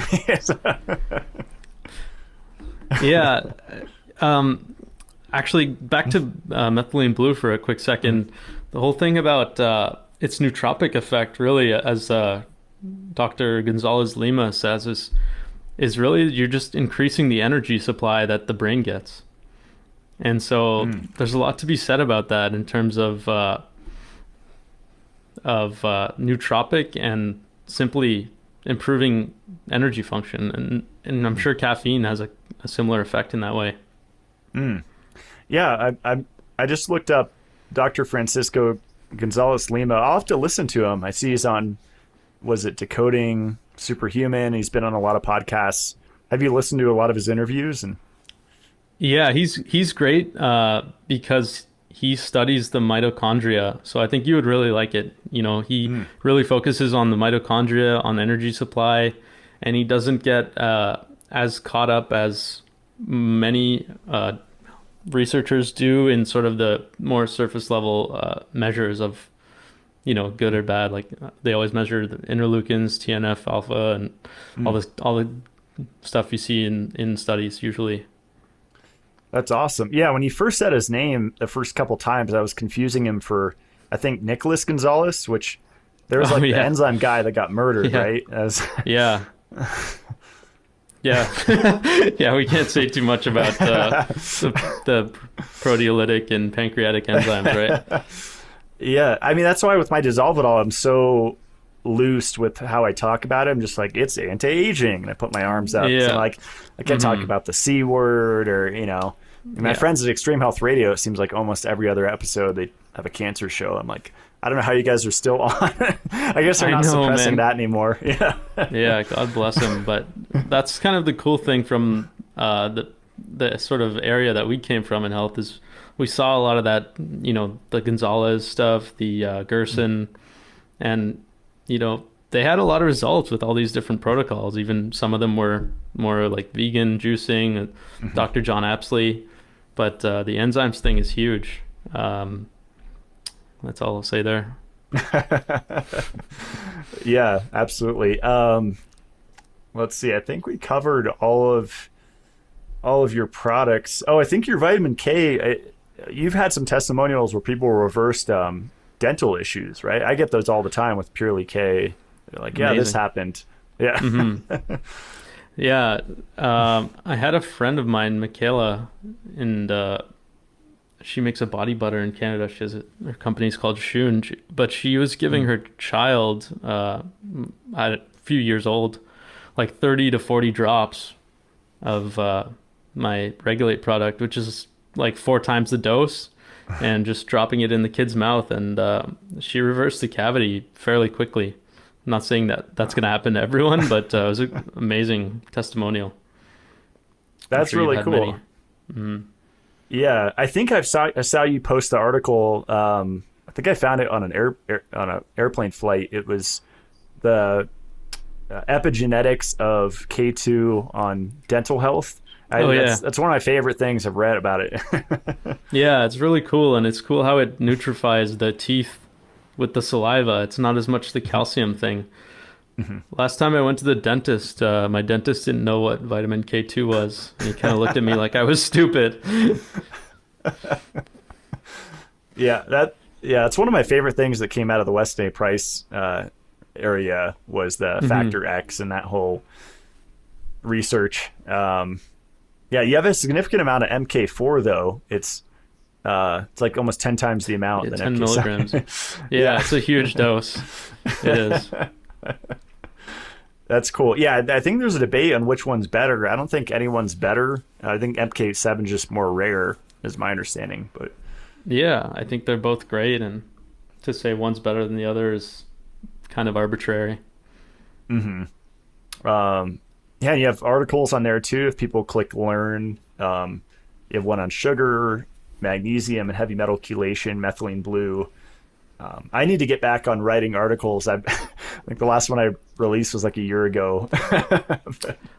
I honestly don't know how you do it. Like managing all your things with the houses and everything you do and your business. I don't know how you keep up with everything, honestly. So I'm not surprised that you're not writing in a articles. week. I'm just focusing on the off-grid house. No more spreading my energy. Yeah, totally fair.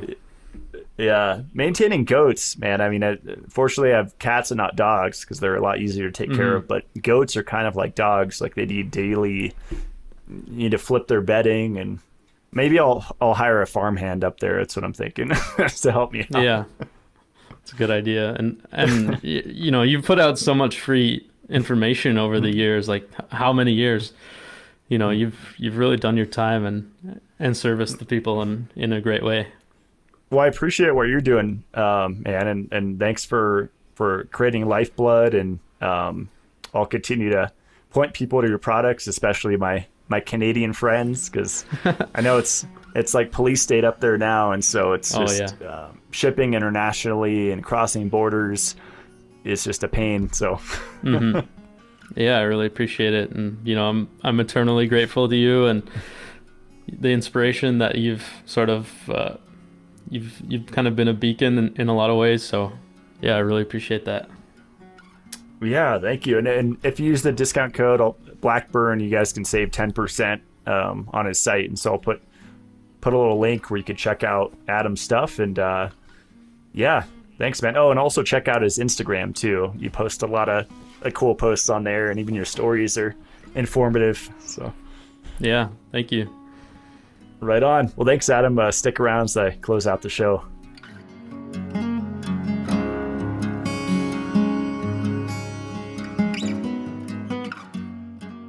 Well, that's it for today's show.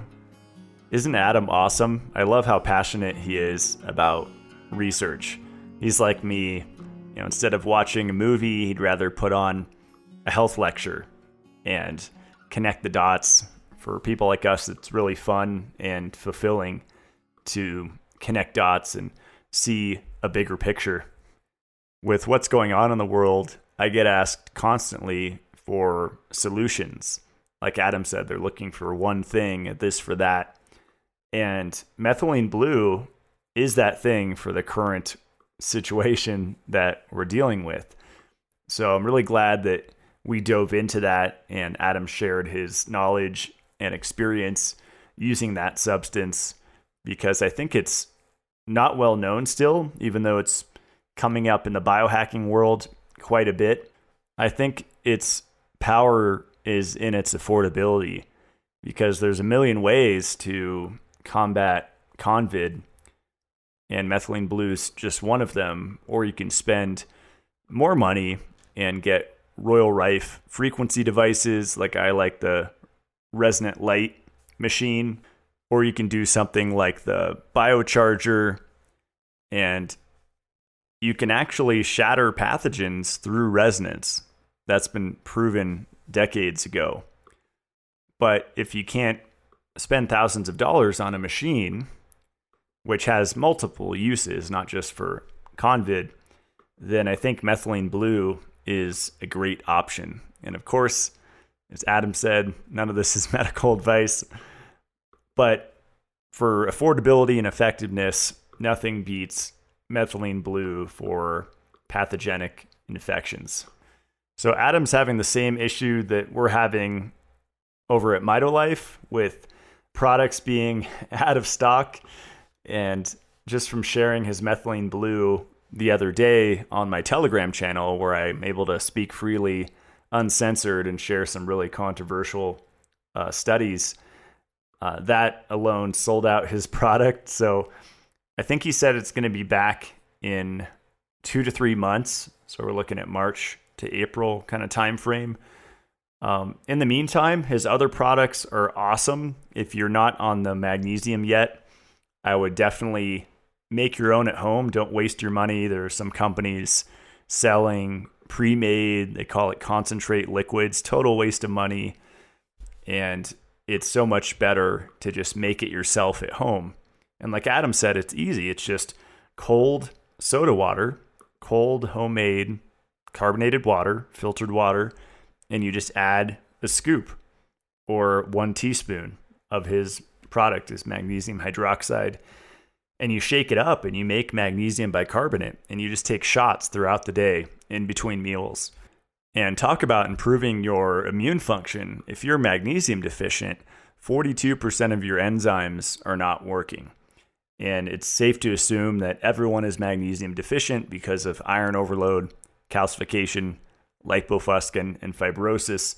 All of those deplete magnesium.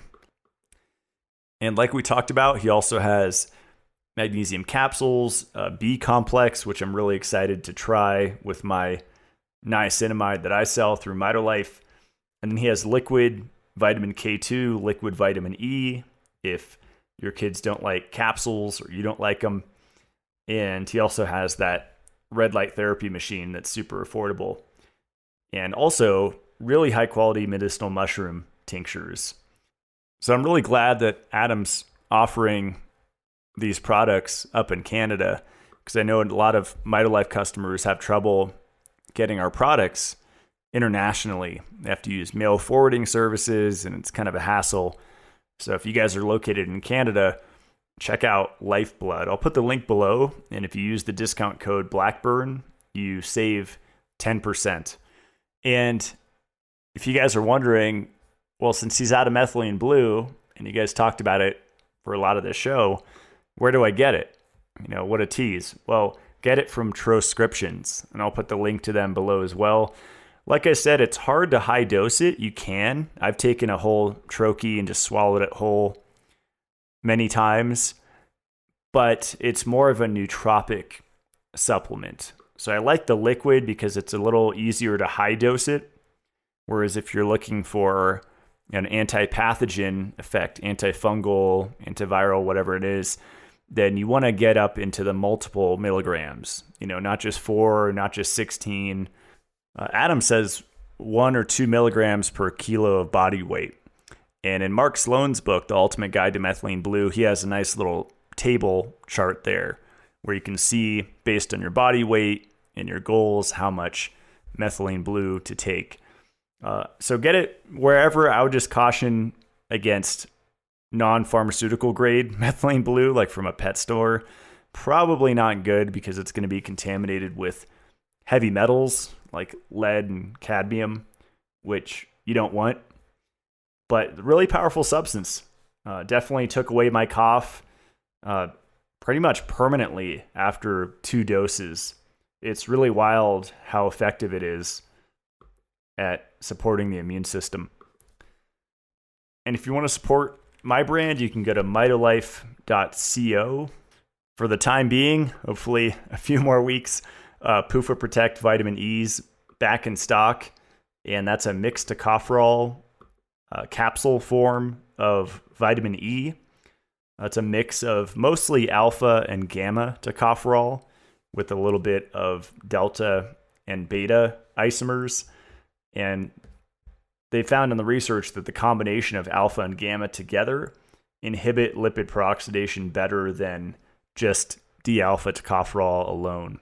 So that's really good to take with your coffee, with breakfast, with eggs, basically with the fatty meal, with the steak. I personally feel really good from the medium chain triglyceride oil, which is a coconut oil extract. It's antifungal. It has a little bit of a nootropic effect. To me, it's very grounding, and it just helps to give my body more fuel versus, most vitamin E supplements are in a base of sunflower oil or soybean oil or rice bran oil or something like that. I do a lot better with the MCT oil base, which is why I came out with this product. And update on the Panacea Pure Shilajit tablets. Those should be coming back very soon. I recommend, if we get in stock, get at least a 2-month supply just so you can get through a dry spell if we're out of stock. The Dissolvedol is in stock. Those are systemic enzymes, and I put amla in there, which is a source of whole food vitamin C, which I think is a great synergy with these powerful proteolytic enzymes called nattokinase and serrapeptase. And systemic enzymes are a great painkiller. They're great for improving immune health, respiratory health, cardiovascular, sinus congestion, and they break down scar tissue really effectively. And remember that irritation creates inflammation, and inflammation creates scar tissue. So pretty much everyone has excess fibrin buildup or fibrosis going on. And my website's matt-blackburn.com. If you click shop at the top of the site, you get access to all my recommended products. Most of them have discount codes. There's my espresso machine. I have my favorite EMF blocking clothing up there, my favorite sensory deprivation float tank company, red light therapy machines. And what I've been thinking about lately is aloe vera. I interviewed the Stockton Aloe One guy on my podcast a few years ago. And I recently learned that the pineapple tequila drink that Adam has on his website, Sunsync Nutrition, he actually has aloe as an ingredient. And it took me a few months to learn about that, actually several months. And so it's not just pineapple juice and tequila, but actually some aloe vera gel. So once I get back up north and I'm a little more settled in, I'm going to buy a 4-pack from Stockton Aloe. I think they have the best fresh aloe vera in the world, and see how that works with the tequila and the pineapple juice. And in his recipe, because he has recipes on his website, Sunsync Nutrition, it's only 1 tablespoon of tequila, like pure agave tequila, and I think 1 tablespoon of aloe. So you might want to double check that, but it sounds really soothing on the gut. So I will see you guys in a few weeks. I'll be posting updates on my Instagram and social media if you want to stay in touch and keep up with what I'm up to. And of course, the Mitolife Academy, which is my private little school on YouTube. For the basic membership, it's $10. For the intermediate, it's $15. In advance is $25 a month. And whatever of the 3 tiers you sign up for, you get access to a live Q&A once a month, which is usually the last few days of the month. But thank you guys for your patience. Kind of an unexpected move back up to my off-grid property in North Idaho. I'm actually really excited to be back there, have animals up there, and it just feels safer, and I prefer being off-grid, and the EMFs are so little. Here in Colorado, all the neighbors have Wi-Fi. Even being in the mountains and checking my phone, it's 15, 20 Wi-Fi signals. It's pretty ridiculous. And we can mitigate it, absolutely. EMF blocking paint on the bedroom, an EMF blocking canopy, EMF blocking clothing, keeping your magnesium levels up. You can take molecular hydrogen. But if I have the choice between mitigating and not having to deal with it, I choose not having to deal with it. And so that's the luxury that I have living off-grid with pretty much no neighbors. And I like having my own lake. It's pretty cool. I have a lot of plans for that. Maybe planting wild rice. Definitely going to try to clean up the algae next summer. And I'm really excited to put up the geodesic growing dome from Growing Spaces next summer because I really miss fruit. And a lot of people in the metabolic health community or Ray Peat people, a lot of them are moving to tropical areas, Mexico, Hawaii, etc., to have access to high quality fruit, seasonal, fresh, ripe fruit. And I think you could do that anywhere. And I want to prove that. I know a lot of people have already, but you absolutely can grow fruit in the dead of winter when it's snowing. And I'm really excited to get that going. Of course, I have a lot to learn, so I am very open. Fortunately, I know some people up there that know how to make vortex compost tea and indigenous microorganisms and do all the good stuff to make high quality produce. So I'll definitely be picking their brain. But it definitely will be trial and error. Definitely want to do grapes, cherimoya, oranges, lemons, apples. I'm going to try a lot of different fruits and see what thrives up there. The big challenge is going to be the light, but the dome is designed in such a way that it seems to reflect and maximize light exposure, hitting it even in minimal, sunlight environments. So thanks for listening. Usually we're going to get back on schedule.